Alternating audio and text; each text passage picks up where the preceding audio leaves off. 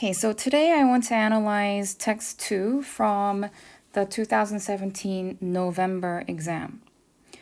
Now, before we try to analyze the text itself, I just want to go through the order of, let's say, approaching the text in a way that will help you save time and also help you annotate the text in a most effective manner.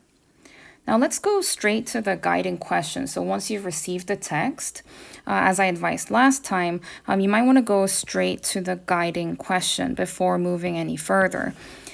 Now, as you can tell from this text, there are two guiding questions, which pretty much shows that it's from the previous curriculum. Anyone who's taking the test in 2021 will only see one guiding question. So for that purpose, we're just going to narrow down our guiding question to this one right here. Just going to pretend that this one doesn't exist. So let's just say that this is the guiding question that we're working with. Now, the reason why we want to look at the guiding question before approaching the text itself is because the guiding question contains certain hints.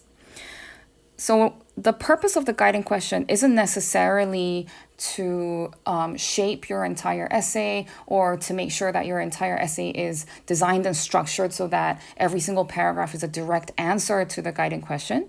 Instead, the guiding question is there literally to guide your thoughts as you approach the text. So the way we should utilize the guiding question is to look for keywords or major hints that we may not pick up as we're going through the text. In this case, the guiding question, just by reading the guiding question alone, we start off with a broad idea of who the target audience is. But this isn't all. There would be guiding questions that ask you questions like, how is humor used to convey the central message of the text? In those cases, even before reading the text itself, you would have a clear idea that perhaps one of your tasks is to look for humor and to analyze humor as you're annotating the text. All right, so first we've looked at the guiding question. We've gained like a little hint here and there.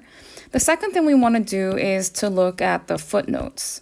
Now, the footnotes in the exam text can be in the form of numbers, or it could be in the form of asterisks, as you can see here.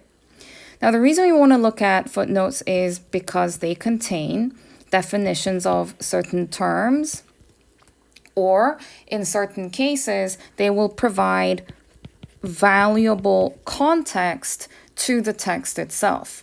Now, context refers to all of the external factors, all of the factors that help our understanding of the text that is not necessarily written in the content itself, but pertains more to the society and the culture that the text was created in. So in this case, if we read the little footnote here, online network that allows 10 to 14-year-olds to engage with digital media in a fun, safe social environment. This one line here provides us valuable understanding of the website itself. Now, we'll talk about this further later, but our understanding of the website, or in other words, the digital platform on which the text is published, our understanding of this platform then enriches our understanding of the target audience. So basically, by understanding who this website was designed for, we gain a better idea of who is most likely the target audience for this text. Now, in this text, you will notice that the target audience isn't as clear-cut as it often is with other texts. So it's very important that you read this footnote before you get into the text. Now, the third step is to look at the source. Now, the source is usually placed right here on the right-hand side, right at the bottom of the text. Now, the source will not only show the address, so the full URL of the website that we're looking at, but also sometimes it would give us the year of publication. Now, of course, with online texts, it is safe for us to judge that online texts are mainly contemporary. It's very hard to, imagine that online texts were created anytime in the 19th century or the early 20th century. However, the year is sometimes important when it comes to the context of the text itself. Now, this was the case in a previous exam where it was actually important for the student to understand that a particular online post was published right around the time the current US President Donald Trump was formally inaugurated. So then it was the task of the student to then consider the social mood of the time and then consider how that impacts our understanding of the text's purpose. So the year, or let's say the time of publication, is not something that we could ignore at all times, and it is a good idea to have an idea of when this was published before approaching the text itself. The address, on the other hand, gives us an idea of, let's say, the website itself. So the website could be something .com, it could be sometimes something .gov, .org, .ca, .uk. Now, in these cases, you already have an idea of what region this text was intended to be read in. So if it's, let's say, huffingtonpost.ca, we do have a clear idea that this is the, let's say, Canadian branch of Huffington Post, and most likely, most of the people who are reading this website are Canadians.